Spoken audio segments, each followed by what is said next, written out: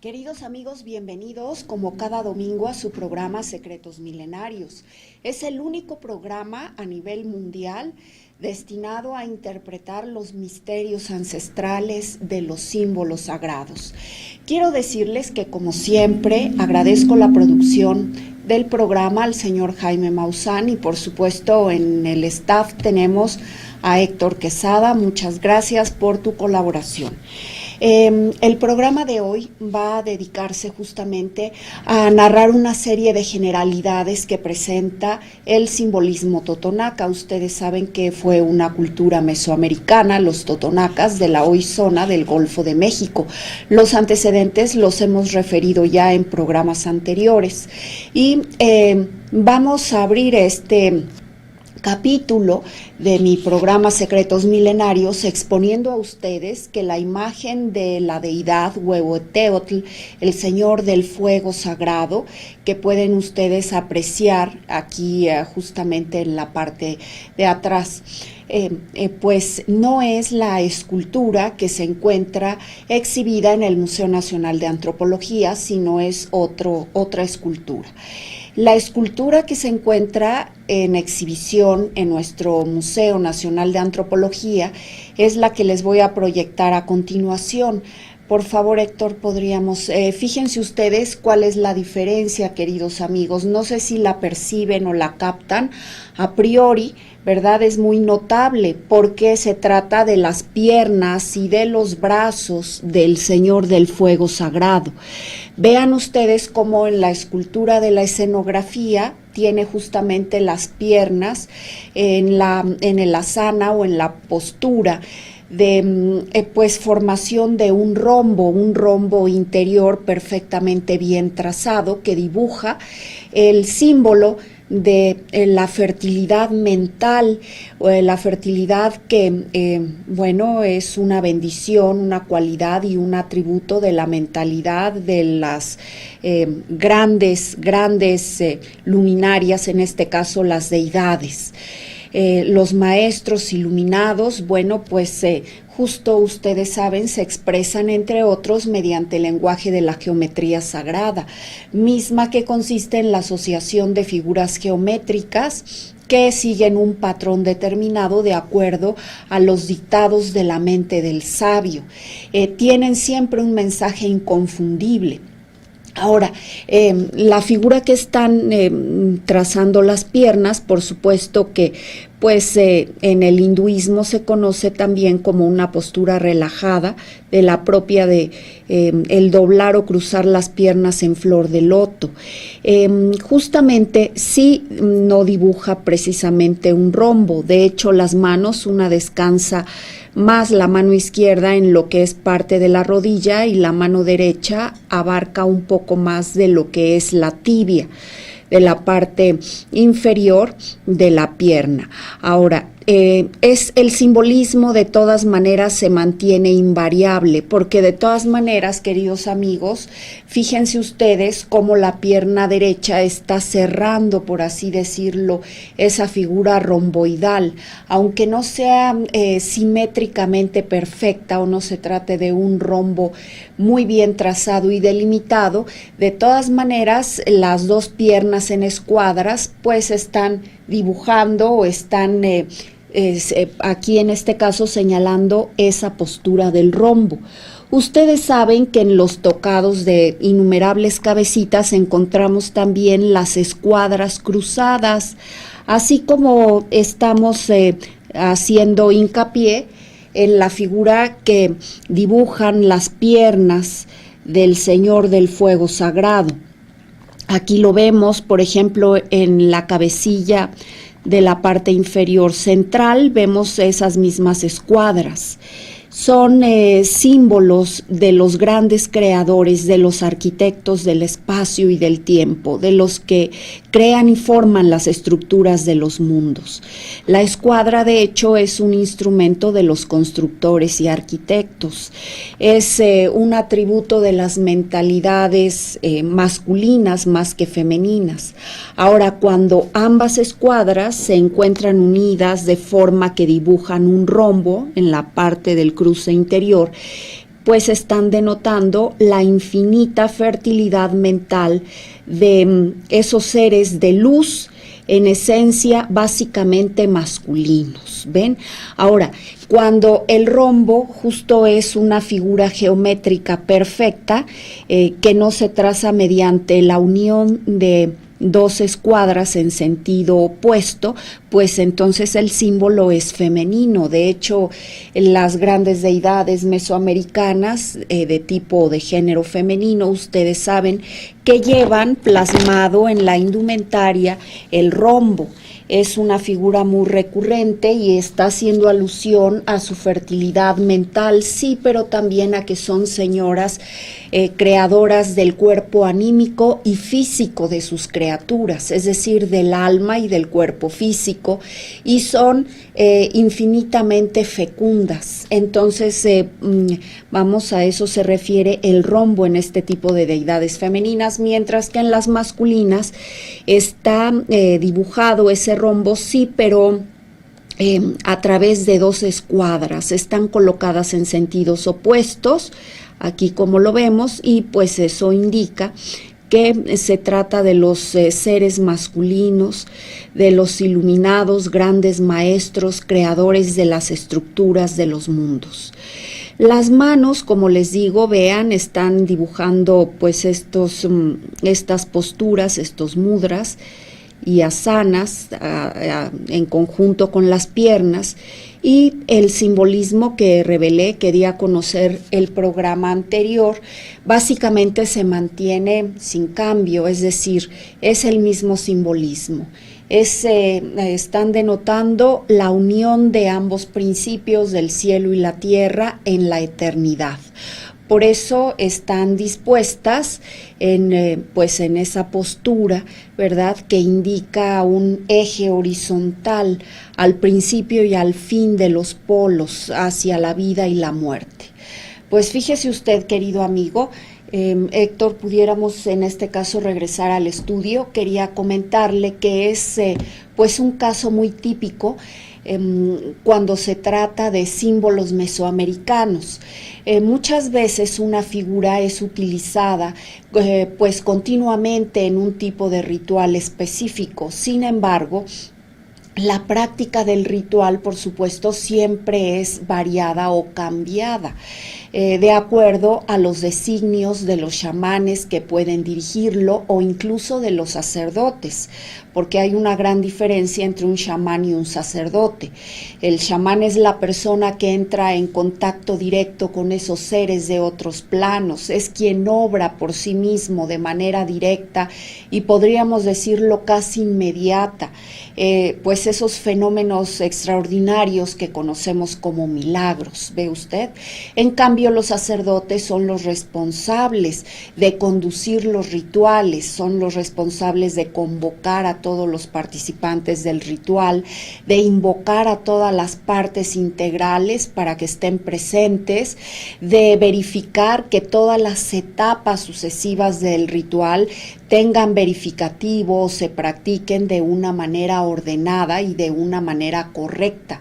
Entonces sí hay una gran diferencia entre lo que es un chamán y un sacerdote de acuerdo a sus funciones.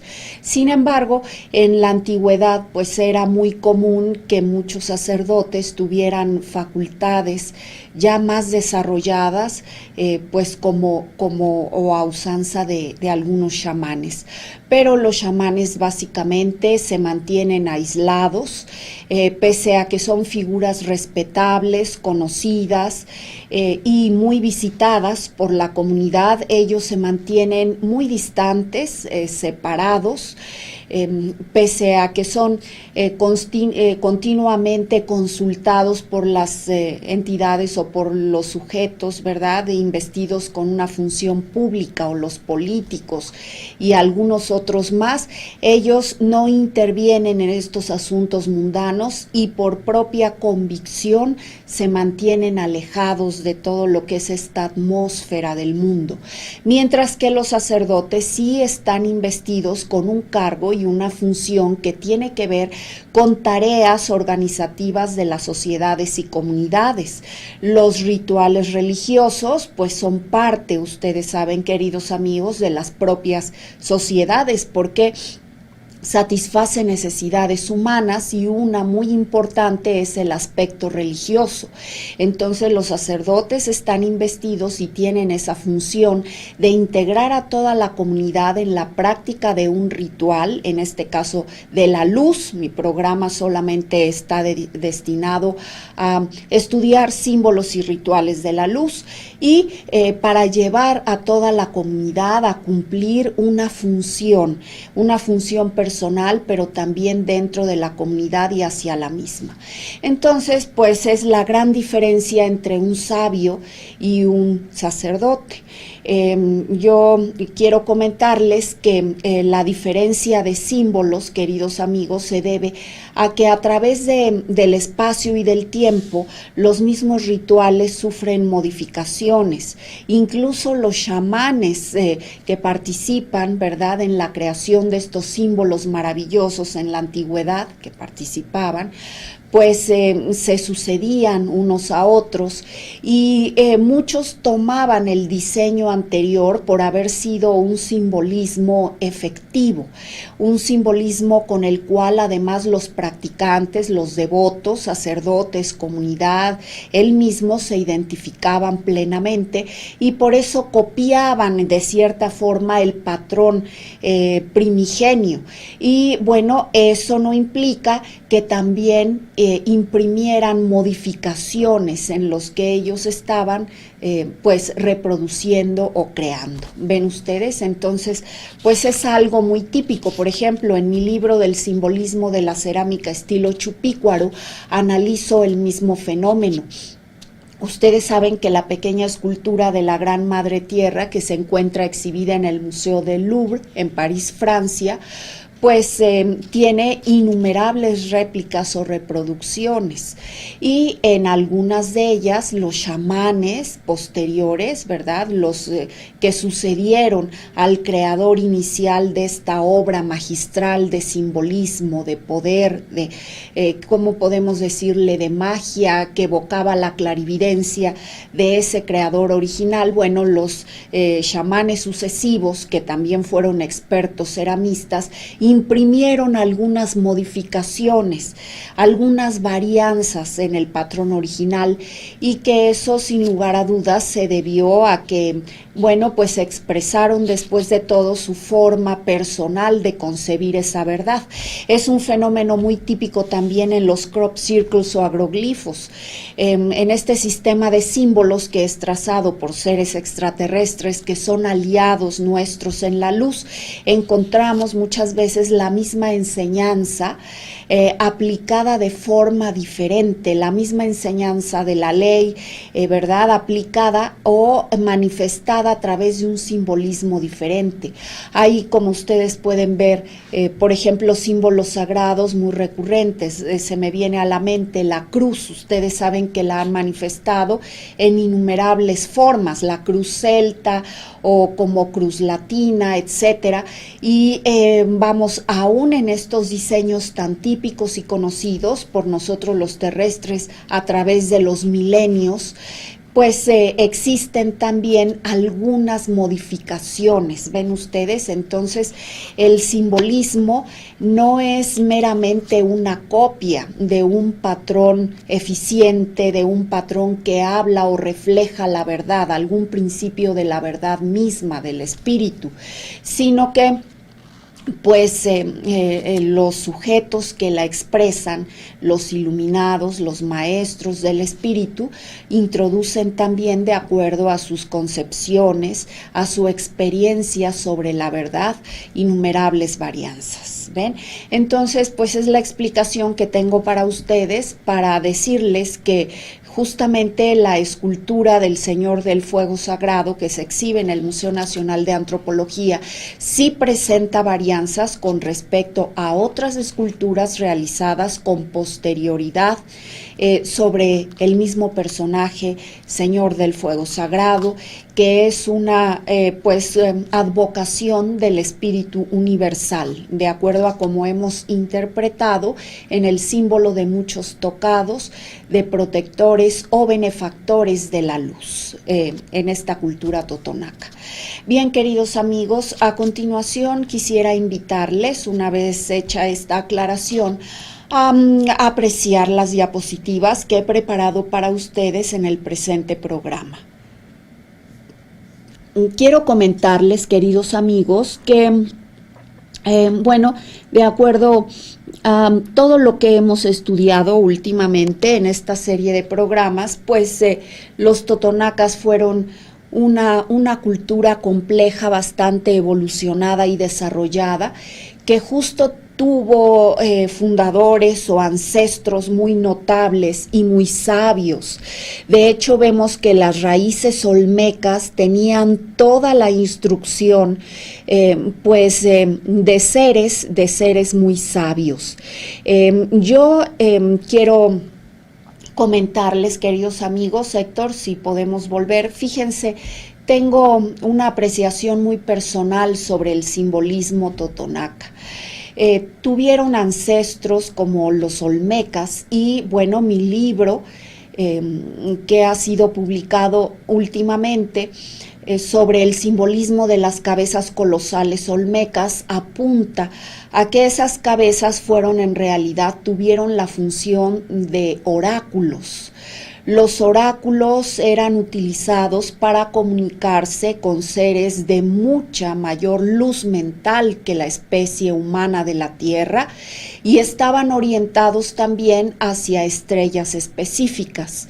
Estoy fundando todas estas aseveraciones también en estudios arqueológicos muy profundos que han demostrado que tuvieron orientación a ciertas constelaciones.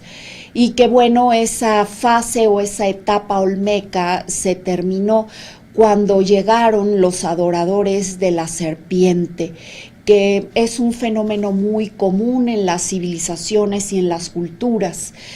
Una vez que han alcanzado cierto esplendor, entonces llegan esos seres de la oscuridad, esos seres maléficos que introducen esos principios de adoración al oscuro y al innombrable, que veneraban a las serpientes y que obviamente ellos instaban a la población, a sus gobernantes a ofrecer sacrificios de sangre, sacrificios humanos, por supuesto, para lograr sus propósitos. Una vez que las civilizaciones llegan a este punto, de acuerdo a mi estudio, a mis conocimientos sobre simbolismo, podemos decir que pues han llegado a su punto en el cual están próximas a desaparecer. ¿Ven? Se han degenerado y pues el simbolismo justamente, como ustedes saben, es una serie de figuras geométricas que nos revelan verdades espirituales con fines prácticos, porque nos ayudan a contactarnos con las deidades poderosas de la luz para cumplir nuestros cometidos en el mundo, es decir, ascender a una mayor conciencia espiritual. Cuando esas prácticas, esos rituales se degradan y se usa el simbolismo sagrado para invocar esas esencias oscuras que tienen como propósito degradar a la humanidad, hundirla en una serie de rituales depravados, en ese punto podemos decir que esa civilización que alcanzó un punto elevado, pues ha empezado su decadencia, su declive absoluto. Y pues lastimosamente, ¿verdad? Ese fue el declive que tuvo esa cultura y por eso las grandes cabezas colosales olmecas fueron derribadas de sus plataformas originales y precipitadas hacia marismas, hacia barrancos y hacia desfiladeros, desafortunadamente. Entonces se sucedió otra etapa en la evolución de esa cultura. Aquí en el simbolismo totonaca volvemos a ver que se recupera, por así decirlo, la esencia original, prístina, los mensajes de la luz, la sabiduría de los ancestros y por supuesto, ¿verdad? A eso se debe que podamos apreciar estas piezas de valor incalculable, que son instrumentos que nosotros deberíamos poder leer, ven ustedes, y utilizar esa sabiduría en nuestro bien, porque para eso fueron creadas por esos chamanes, fueron creadas para ayudar a la comunidad a alcanzar un estadio superior de luz mental, de sabiduría, a trascender sobre sus propias limitaciones y a evitar que los seres humanos nos volviéramos esclavos de las mentes de la oscuridad.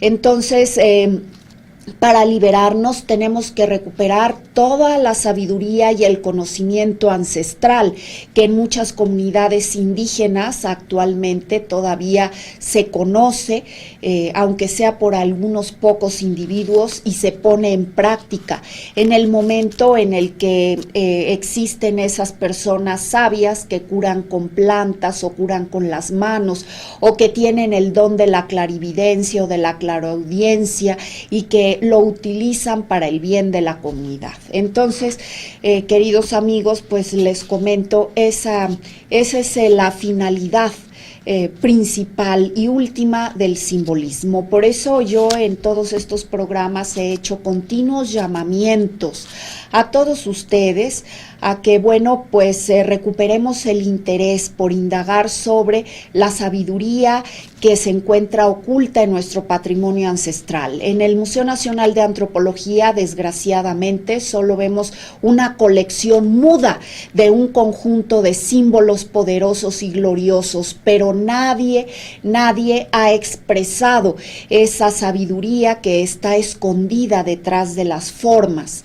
Y pues desafortunadamente, ¿de qué puede servirle a un pueblo, verdad? Esa verdad si se encuentra oculta. Entonces, pues yo he sugerido a algunas autoridades del museo, desafortunadamente no he encontrado ninguna ayuda, ningún apoyo, ningún eco, y solamente me queda recurrir a la iniciativa privada, algunas personas que forman parte del patronato del Museo Nacional de Antropología, para que me ayuden a redescubrir esa sabiduría ancestral. Y así como los rituales del Feng Shui, por ejemplo, que sabemos que es chino, que son enseñanzas para el bien de la comunidad, para equilibrar las energías, para alcanzar la salud, la prosperidad, el bien hacer, el bien pensar de las personas, de los individuos. Bueno, pues tenemos también una sabiduría muy grande en este acervo del Museo Nacional de Antropología y de otros museos,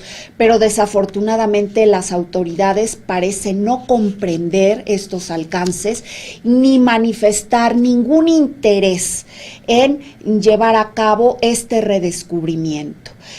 Pues yo les suplico, queridos amigos, que si ustedes tienen algún interés y gustan apoyarme de alguna manera, pues voy a en programas posteriores poner una cuenta para que ustedes dirijan sus donativos, porque después de todo este programa justo se realiza con esa intención de seguir pues sacando a la luz toda esta información milenaria y ancestral que debería obrar en nuestro favor, así como la aplicaron los chamanes de la antigüedad para bendecir y producir la prosperidad de las antiguas comunidades. Héctor, si eres tan amable, vean ustedes aquí, queridos amigos, tengo una diapositiva en donde les estoy dando a conocer mi email.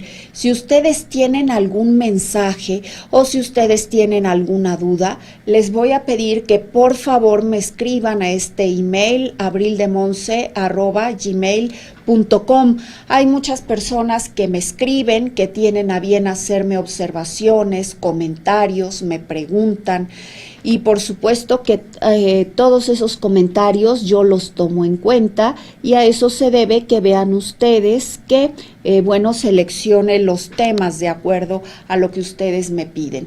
Vean ustedes, tenemos que, de acuerdo al simbolismo totonaca, queridos amigos, pues los instrumentos que fungieron como auxiliares en los rituales de tipo simbólico, ¿verdad? Instrumentos simbólicos fueron de 3 tipos fundamentales, y también de cerámica. Los tipos fundamentales de piezas simbólicas que encontramos son las hachas.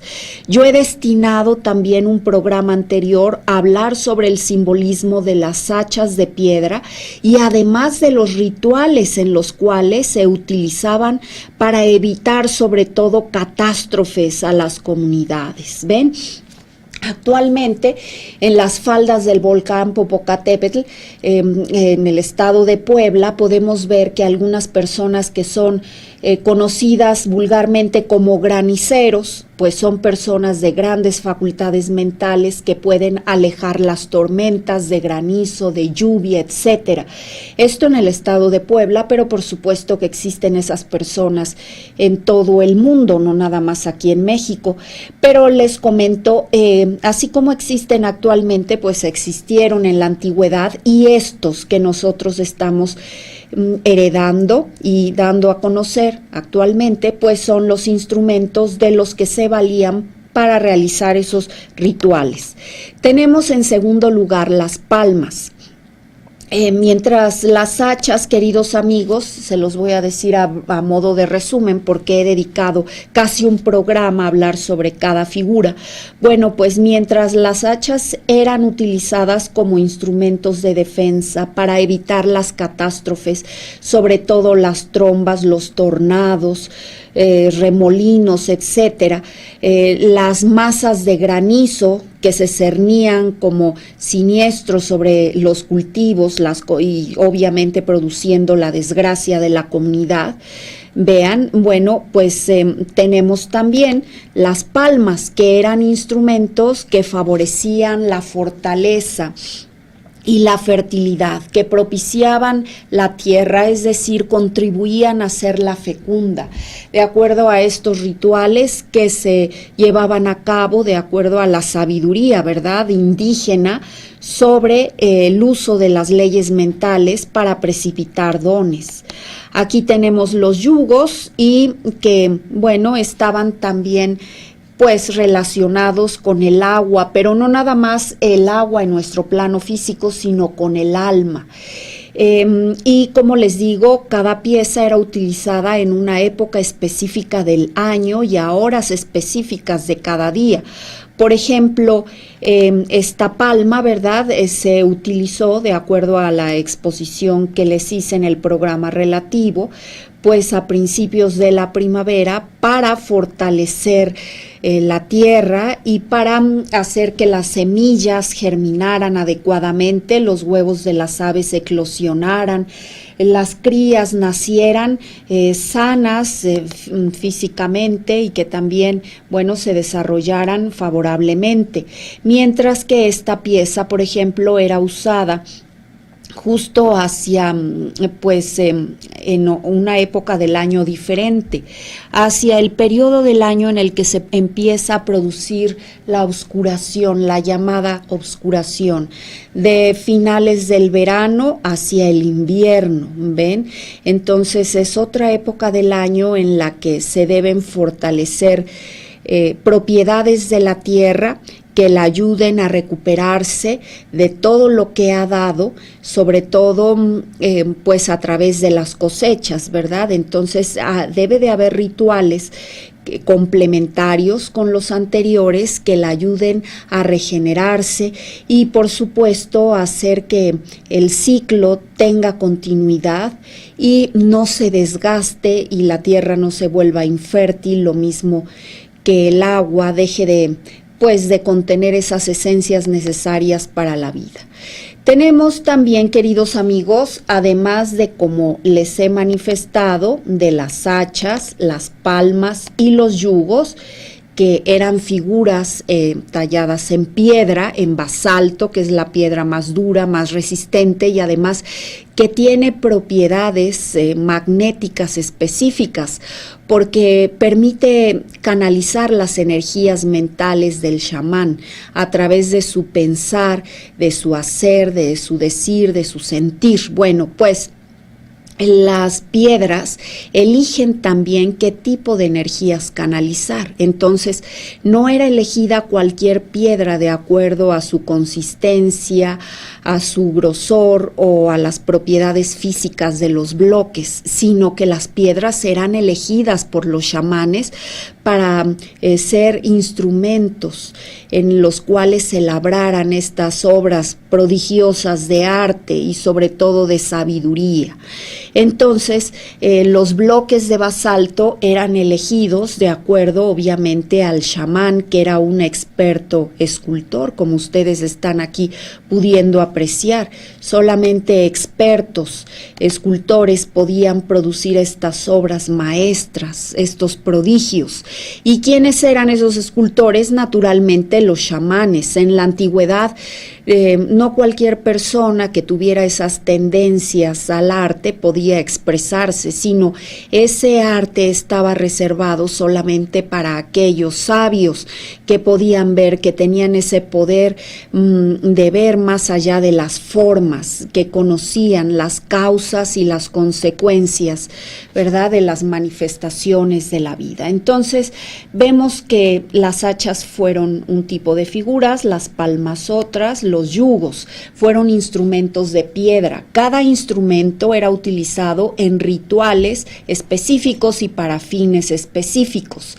Cada instrumento era, por así decirlo, la forma de hablar, de expresión espiritual, de sabiduría del chamán. Entonces, cada chamán puede elegir los instrumentos a través de los cuales se expresa. Aquí vemos este simbolismo magistral expresado a través de las piedras, pero hay maestros que lo expresaron también de esa cultura a través de la cerámica. Vean ustedes la arcilla modelada. Es otro tipo de palabras. Sin embargo, vemos los símbolos originales de los grandes chamanes. ¿Ven ustedes? Entonces, estamos notando que justamente existen maestros chamanes que eligen la piedra para manifestar la verdad sobre el espíritu y ayudar a la comunidad. Los expertos ceramistas, como los que modelaron estas cabezas, que no son de seres humanos, sino son todos seres de distintos planos. Y están también, por ejemplo, otras familias de símbolos. Por ejemplo, en el antiguo Chupícuaro también fueron expertos ceramistas. Toda la producción simbólica se manifestó a través del modelado en arcilla. Pero también existen los que dejaron esos símbolos, por ejemplo, a través de las plumas. Si nosotros vemos el tocado de plumas prodigioso de Moctezuma, que se encuentra actualmente en Austria, en Europa, ¿verdad? Pues vemos que también denota un simbolismo prodigioso y bueno, ese sabio se expresó a través de las plumas. Existen también los orfebres, existen también los hermanos extraterrestres que se manifiestan a través de las figuras trazadas en la hierba y a flor de tierra, los crop circles o agroglifos. Existen también los petroglifos de Nazca, ¿verdad? De esos seres, tanto las figuras que alcanzan unas dimensiones colosales trazadas en la piedra, como también los trazos en la piedra de ese mismo lugar de seres que están metamorfoseándose en ave. O existen también las cabezas colosales de la isla de Pascua. ¿Ven? Entonces, cada maestro define su lenguaje. También en parte a la tradición. ¿Ven? Entonces, también lo define de acuerdo a las tendencias y a los estilos que su propia comunidad ha definido en el seno de sí misma, y a eso debe vemos que existan escuelas de símbolos, pues es básicamente. Entonces vean ustedes, todos estos son modelados, son figuras de otros planos dimensionales, lo expresan. ¿Cómo sabemos eso? Bueno, primero por el tocado. Los tocados son los principales accesorios que denotan las cualidades mentales, los atributos, las potestades, las facultades de los personajes, y todas las propiedades evocan a los grandes creadores. Eso no puede alcanzarlo un ser humano, por más sabio y manifestador que pueda ser.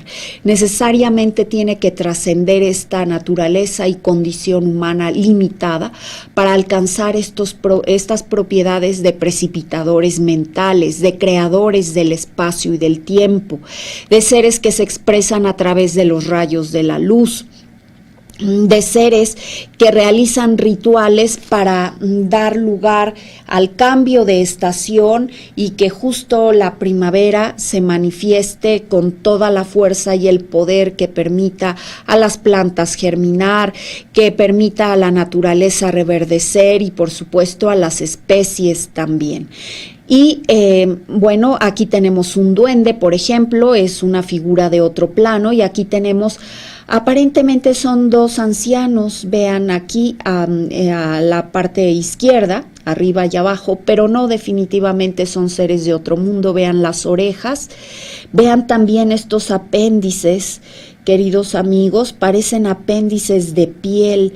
En las piernas son semejantes a espolones. ¿Recuerdan ustedes en la escultura del fuego? Vean ustedes, están presentes esos apéndices o espolones a lo largo de las piernas y también en la cara.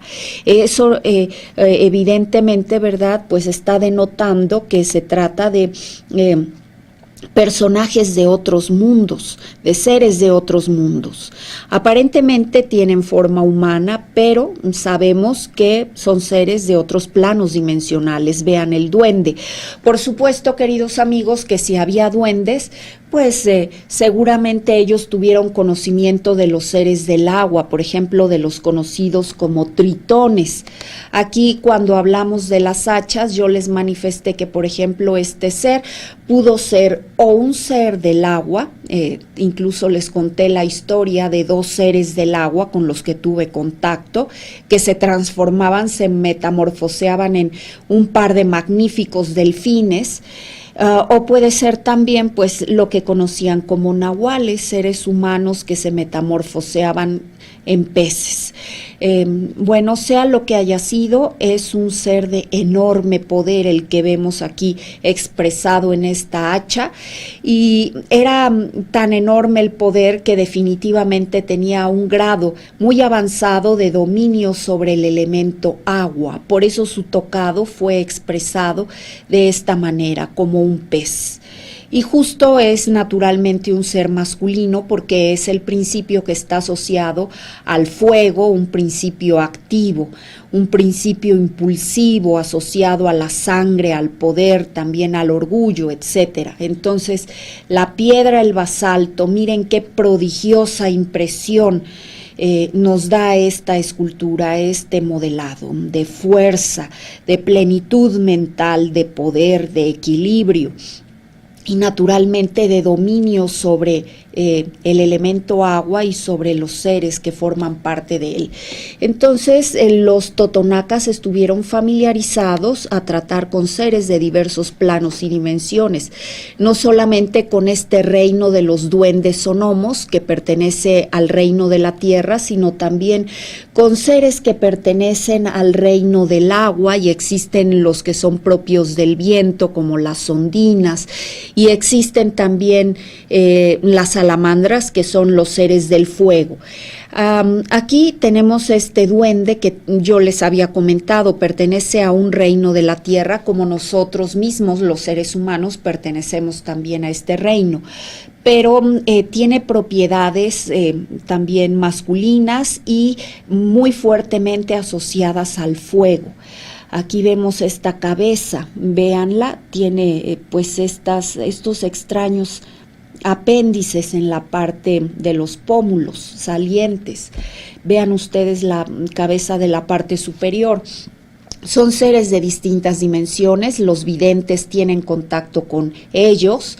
Es innegable que existan, la Tierra es un lugar multidimensional y les comentaba que a veces los chamanes tienen aliados, es decir, a través de rituales, la ingesta de ciertas plantas o a través de decretos, invocaciones o a través de los sueños incluso se ponen en contacto con seres de otros planos y bueno, algunos de ellos se hacen sus aliados para manifestar bendiciones en este mundo. Y justamente es de lo que hablamos cuando estudiamos estas esculturas. Vean ustedes, la del fuego, el Señor del Fuego Sagrado, pues sí, también estas grandes madres son esculturas, aquí estamos viendo modeladas de arcilla. Pero vean ustedes cómo tienen atributos de seres ascendidos. Son ambos seres femeninos. Sabemos que estos seres ascendidos, seres de la luz, sean femeninos o masculinos, son en realidad andróginos, que como lo he mencionado, son seres que ya no necesitan del complemento del género opuesto para sentirse equilibrados, puesto que en ellos mismos han descubierto al Padre y a la Madre unidos mediante el Espíritu, y por eso a eso se debe su condición de seres ascendidos o trascendidos. ¿Ven? Lo vemos también en todas las religiones. Por ejemplo, los ángeles, que pertenecen a otro reino superior de los planos de la luz, pues son seres andróginos.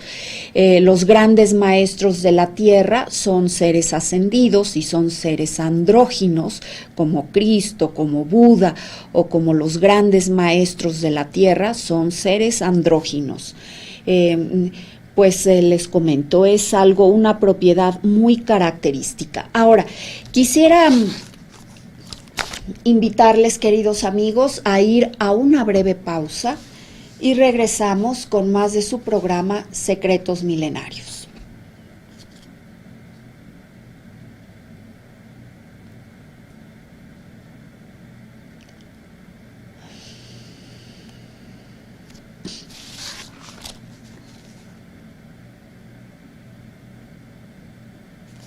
Bien, queridos amigos, regresamos entonces. Quiero comentarles lo siguiente. A partir de todas estas características de simbolismo, me he permitido realizar un resumen sobre la propiedad de los seres en los que los totonacas creían. La primera de ellas es, es una cuestión sobre a quién veneraban realmente los totonacas. Bueno, de acuerdo a los tocados rituales de todos estos personajes, los totonacas veneraban al espíritu universal. El espíritu universal, de acuerdo al simbolismo de los tocados, era asemejado a un gran constructor, gran creador, también formador y animador de sus criaturas. Aquí lo vemos en la forma de los tocados, estas figuras que son rectangulares, como en el caso de la figura de mi izquierda, o cuadrangulares, como en el de la figura de la derecha, son circulares. Ustedes saben que esa forma, pues es la típica forma del simbolismo que denota la totalidad. Entonces, antes que nada, el espíritu es la totalidad. Es una mente, entonces el espíritu es la gran mente. Ustedes saben que los tocados siempre están colocados sobre las cabezas. Constituyen el atributo principal más relevante y representativo de la cabeza. Entonces quiere decir que el espíritu pues es homologado a una sola mente. La mente, queridos amigos, tiene dos principios. El masculino, como aquí lo vemos, a través de la figura de un ser de este género, y el femenino. Entonces, el espíritu es también dualidad. Es el creador, es absoluto, el formador y animador, pero es dual. El espíritu es entonces masculino y femenino. Y tiene también una parte neutra, que es la parte del ser. Yo soy es en realidad él y ella, es la parte neutra. La manifestación en los mundos que tiene yo soy como de ser masculino o femenino siempre está vinculado por el principio neutro del espíritu. Ese es yo soy. Entonces, otra propiedad que tiene el espíritu, creador universal y creador absoluto como mente, es el ser también el sumo diseñador de las estructuras de los mundos. Aquí lo vemos. He dedicado un programa a hablar de esta figurilla y si ustedes se remiten a ese programa van a ver aquí la explicación, van a escuchar la explicación de que en este tocado se contiene, por así decirlo, el génesis de los universos creados o manifestados en una sola mente absoluta, que es la mente dual simultáneamente. Los planos, como les decía en ese programa, abarcan los mundos celestes, es decir, muchos paraísos, muchos tipos de paraíso, abarcan los mundos de los vivos, los mundos intermedios y los mundos de los muertos, porque recuerden que la vida y la muerte forman una sola existencia. Entonces hay planos para los vivos y planos para los muertos de acuerdo a su nivel de desarrollo mental. Y tenemos también los mundos inferiores o inframundos, de tal suerte que el gran creador universal, la mente absoluta, creó también innumerables e infinitos planos de causación a los que pertenecemos las innumerables e infinitas criaturas. La consigna, por supuesto, es que nosotros evolucionemos y nos hagamos uno en el espíritu, en el sumo yo soy. Entonces nos haremos así, por lo tanto, omnipotentes en Dios o en uno, en un solo espíritu, en una sola mente, en una sola luz, como usted le quiera llamar de acuerdo a sus principios religiosos o a sus concepciones personales. Entonces nosotros alcanzamos la unidad a través de la conciencia en uno. Sí, no por nosotros mismos, sino a través de la intercesión, de la guía de los seres de la luz. Entonces, vean, tenemos que la propiedad, por lo tanto, es de ser un solo ser dual, omnipotente, puesto que es la mente creadora y formadora de los espacios y tiempos, quiere decir de los planos de causación. Y por lo tanto es omnipotente. Es omnipotente también porque nos da la existencia, es decir, la vida y la muerte unidas y en equilibrio. Por lo tanto, les comento, es omnipotente. El ser omnipotente no únicamente consiste en fungir entonces como el creador de los espacios y de los tiempos, sino también el creador de las formas de los seres.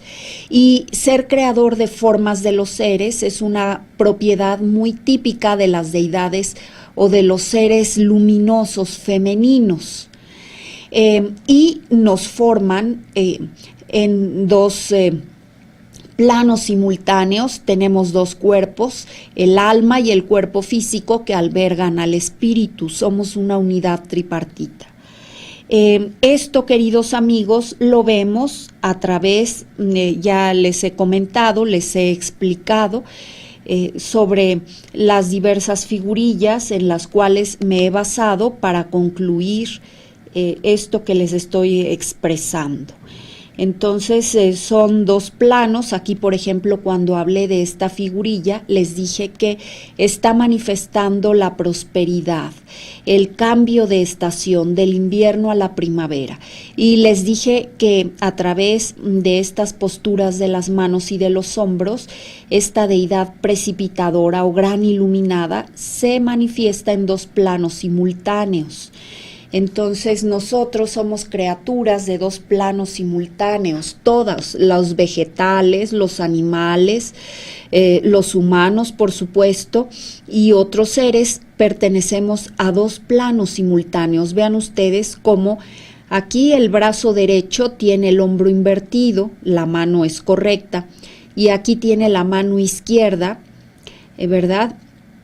Pero aquí, sin embargo, fue expresada la mano contraria. Entonces, son dos planos simultáneos. Les pido, les solicito que se remitan a las exposiciones anteriores.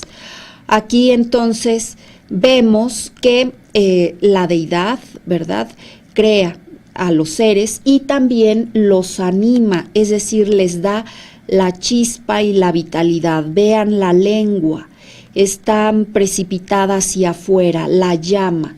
Aquí el dios del fuego, el señor antiguo del fuego, o en esta escultura también, tiene los ojos dirigidos justo a la zona comprendida dentro del rombo de las piernas. Es la zona de donde emana la creación, la escultura, ¿verdad? Nos da a entender que era colocado sobre una plataforma pétrea. Sin embargo, está haciendo alusión a la tierra. Está animando, vean la lengua, está animando las formas que ha creado en su mente prodigiosa. Aquí lo vemos a través de este símbolo que es la cruz. La cruz se forma primeramente del relieve en bulto, que nos da idea de la luz y de un vacío que alberga en su interior. Entonces la gran mente precipitadora y creadora es dual, pero se manifiesta a través de la luz y del vacío. En el centro de la cruz vemos este anillo que evoca los ciclos infinitos. Pero también que tienen un principio y un fin en realidad, y se ubican en el centro, la parte del sumo equilibrio entre el eje del ser-no ser, la vida y la muerte. Entonces ese es el espíritu creador, nos crea, nos forma y también nos anima, nos da la llama de la vitalidad, y cuando ésta se extingue, pues entonces nosotros morimos. A eso se deben las cualidades de los tocados, ¿verdad? A expresar las sumas potencias, los atributos de esos seres. Entonces, sabemos que al ser al que veneraban y adoraban los totonacas era un espíritu universal, creador, formador y también animador de los seres, que creaba innumerables planos causales, los infinitos, ¿verdad?, y universos que surgen de su mente prodigiosa, y en la cual nosotros, los seres creados, nos manifestamos hasta alcanzar la unidad.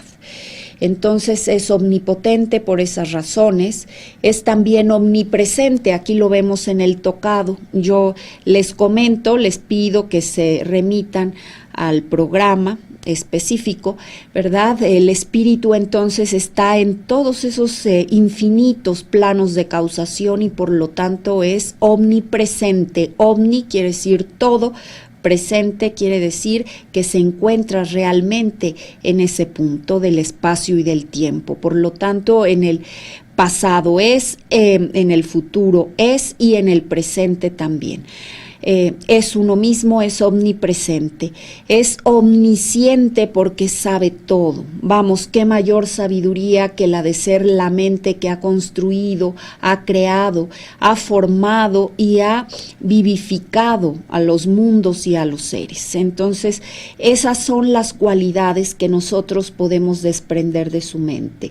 Ese espíritu, hemos visto también innumerables formas de aves, recuerden ustedes, aquí en las hachas vemos la forma de un águila, un ave solar, y vemos que su ojo está justo, ¿verdad?, labrado en forma de sol resplandeciente, tiene las 7 líneas distintivas del espíritu universal y que está conformando el ojo. El ojo simboliza lo que todo lo ve, lo que todo lo sabe y que en su mente prodigiosa lo puede todo. Entonces, esos son los atributos que en las diferentes esculturas y en las diferentes figuras modeladas tiene el espíritu universal. A ese ser veneraban. Como nosotros sabemos, también tenía atributos. Por ejemplo, era señor del fuego, de la luz, aquí lo vemos, ¿verdad? Del fuego antiguo, también del agua. El principio femenino está asociado al agua, al alma, a la respiración, a la vegetación. Aquí vemos el símbolo de la respiración en la falda de esta creadora, y los símbolos que están antes y después al rectángulo central son alusivos a la respiración, a todos los ritmos de la vida y de la muerte, de la existencia misma. Entonces, todo lo que se ha llenado tiene que vaciarse, todo lo que ha ido tiene que regresar, todo lo que ha caído tiene que restituirse. Y por lo tanto, ¿verdad?, concebían a la existencia como un eterno fluir, un conjunto de ciclos. Aquí lo vemos en el centro de la cruz. Este anillo que tiene o alberga el vacío infinito, ¿verdad?, nos dice que todo es un conjunto de ciclos. Eso es en realidad la manifestación del infinito, la conjunción o concatenación de los ciclos finitos. Por lo tanto, ¿verdad?, esos ciclos de los que se constituye la naturaleza del espacio y del tiempo efímeros, albergan también en su interior un vacío. Tiene que terminar aparentemente una esencia para dar paso a su opuesta.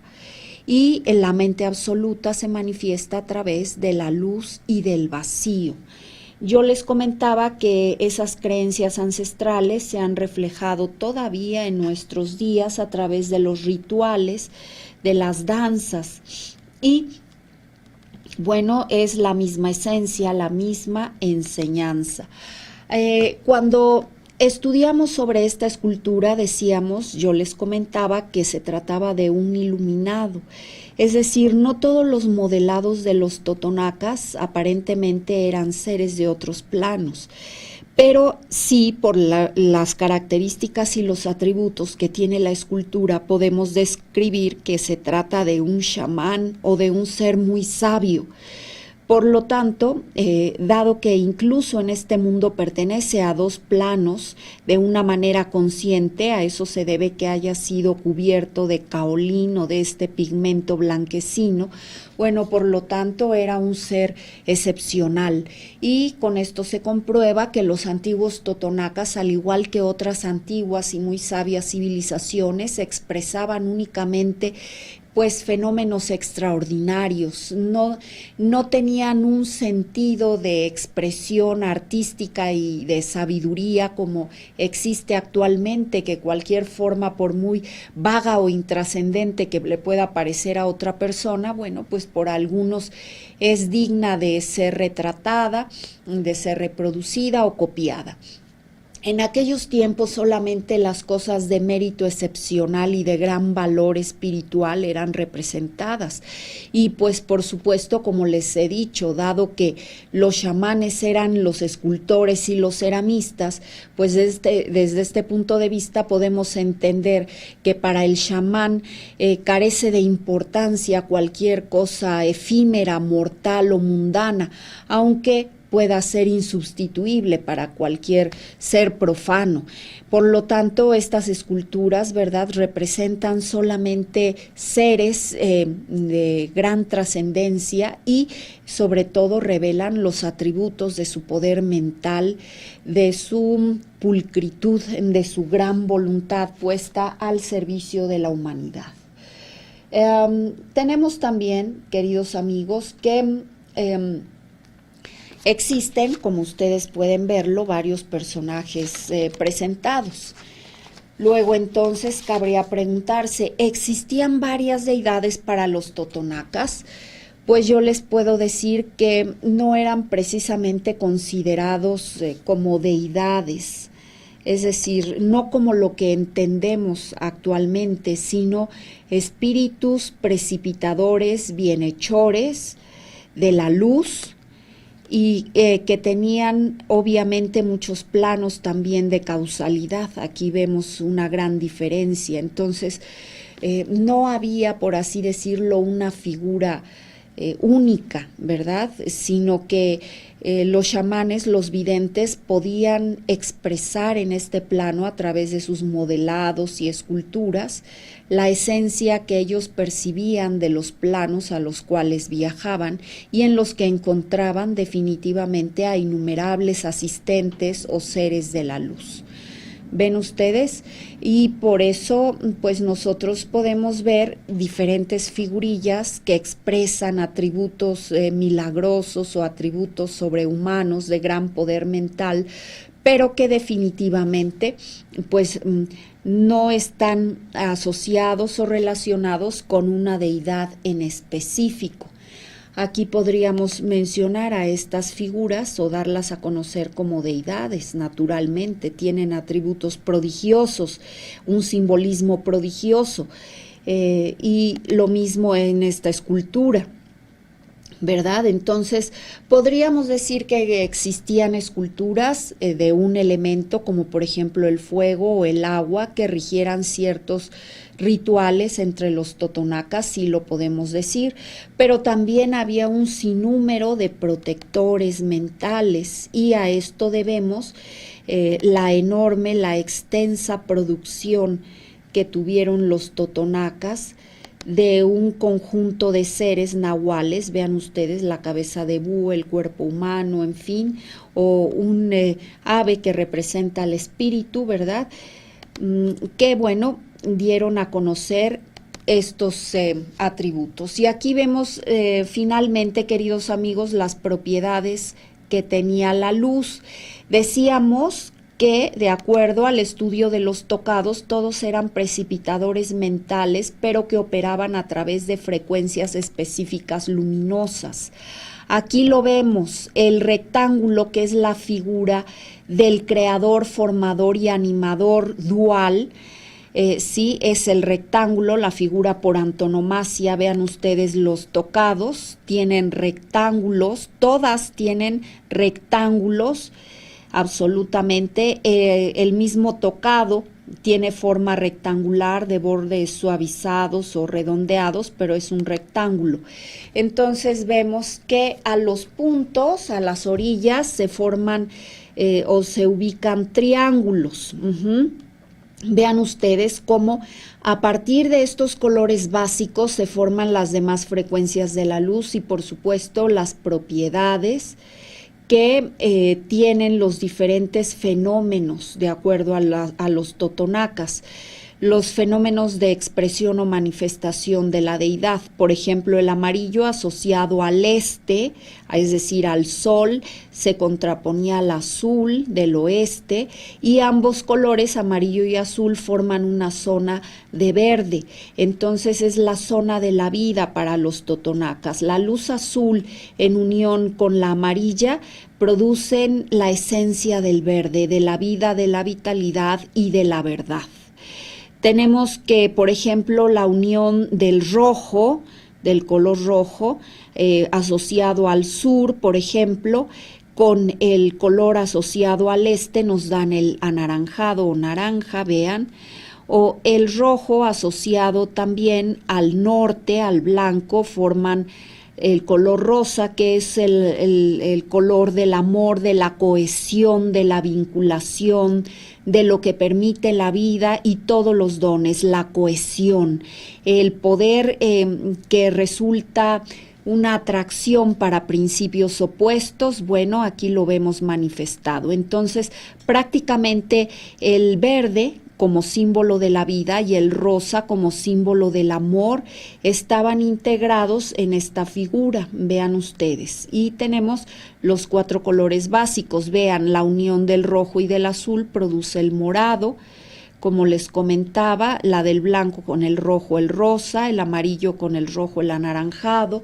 y así se forma, se crea una esfera. Ustedes recordarán, queridos amigos, que en los rituales actuales los totonacas se expresan a través de estos tocados, de las danzas maravillosas, pues esos colores. Vean cómo el tocado tiene la base triangular que evoca la mente de la sabiduría, y de ella se desprende el sol, toda la gama de los colores y las frecuencias manifestadoras de diversos dones. Vean ahí, clarísimo, lo he expresado también. Vean cómo en el centro existe un rectángulo. Entonces, aparentemente, queridos amigos, los triángulos pueden unirse. En otras culturas